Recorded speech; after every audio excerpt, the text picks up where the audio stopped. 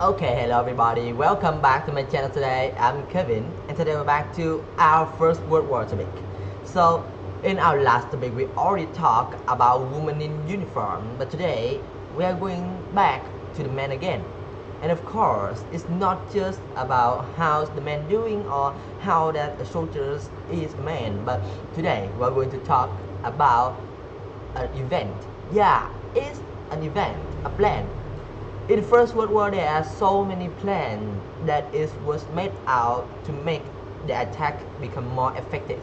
And of course, this is one of the most famous attack from the Russians into the German and into the German and into the Austro-Hungarian side. So this this event named the shock tactics. Why do we call this the shock tactics? Because this is also the name of the plan or the tactic style, the style of fighting that the Brusilov, which is one of Russia's general, is holding for himself. So he's the one who created this new style of fighting, which we call the shock tactics. So let's first talk about the problems and also the big picture at that time. So in December 1916, at this time, with the Germans concentrating on the effort onto the Western Front, the maverick Russian general Alexei Brusilov launched a major assault against Austro-Hungary.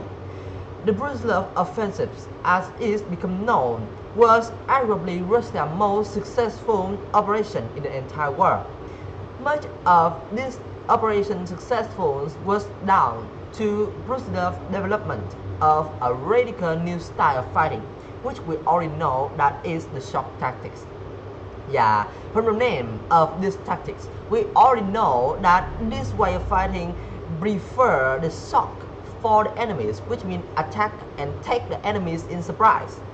So at that time, the Allies commander has planned to launch a summer offensive along the whole of the Eastern Front. At the same time as the Bush had shown, the Russians would attack the Germans to the north and Austro-Hungarians to the south.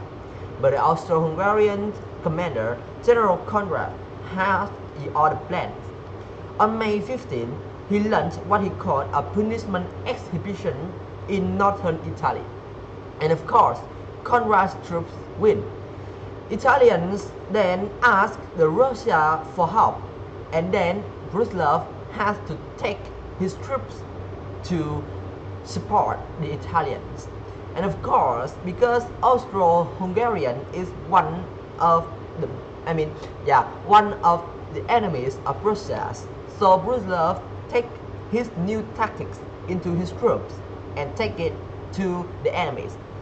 While the Austro-Hungarian troops still trying to attack the Italian, the troops of Brusilov going round and round, like making a big circle and start to dig in slowly. General Brusilov was in charge of Russian operations along the southern section of the Eastern Front at that time, and on the Austro-Hungarian frontier, in order to divert Conrad's troops away from Italy, their ally. So he brought forward his part of the summer offensive. He also hoped he might be able to take back the territory that Austro-Hungary has took from Russia the years before. And Brusilov believed the best tactics is the shock tactics, the way that take the enemies by surprise. So he planned to attack the Italian in a wide front, digging tunnels or sap as close as possible to the Austro-Hungarian trenches without them even noticing. Then the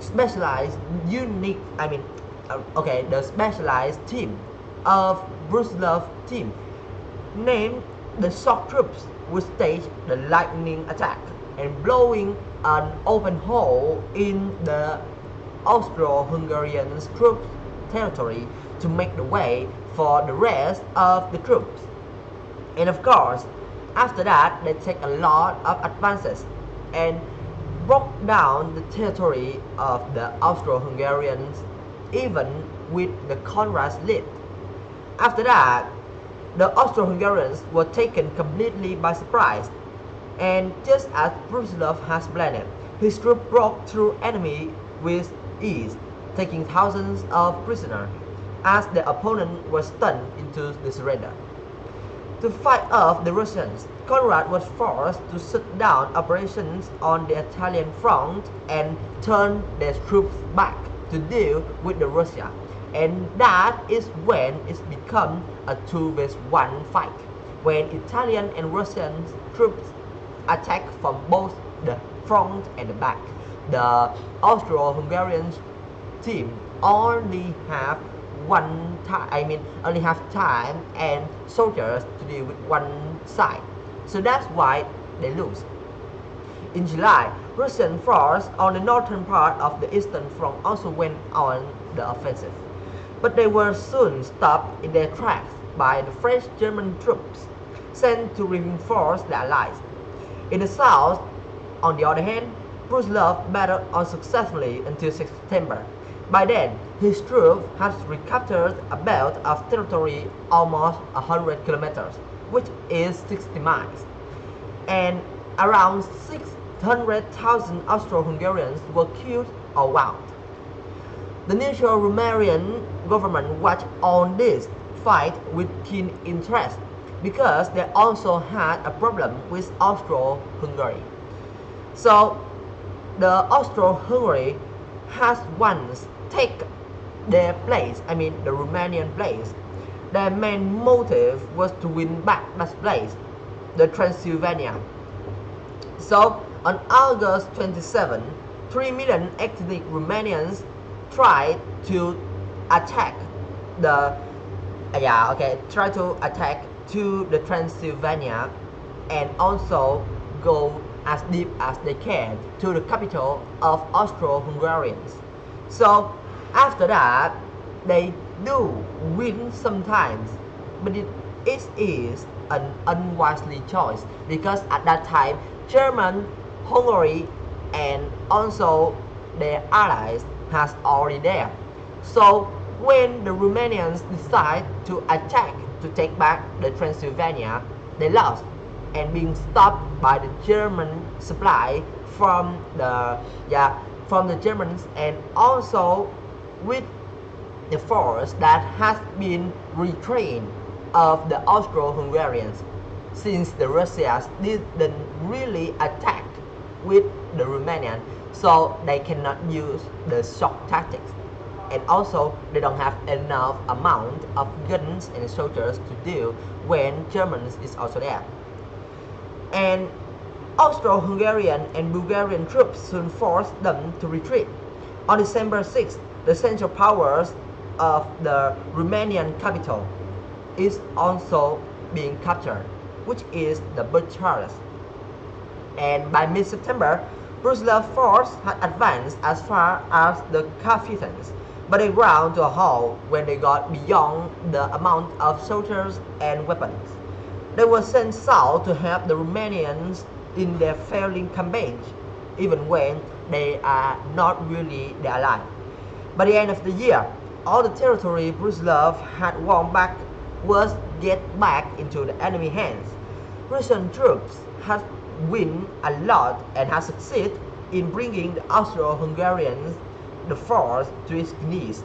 But of course, when they lost the territory which they just gained back for a few months back into the enemy's hands, they ended the year exhausted and demoralized. Okay, so that's all I want to talk with you guys today about the event named shock tactics, and about how that the Russian general Brusilov has taken a lot of successful in his tactics and in his plan, but end up losing the territories which he just get back a few months ago into the enemy's hands once again. Okay, so that's all to talk with you guys today. Thank you for listening, and I'll see you guys in my next video. And now I think it's time for a second, but then see ya.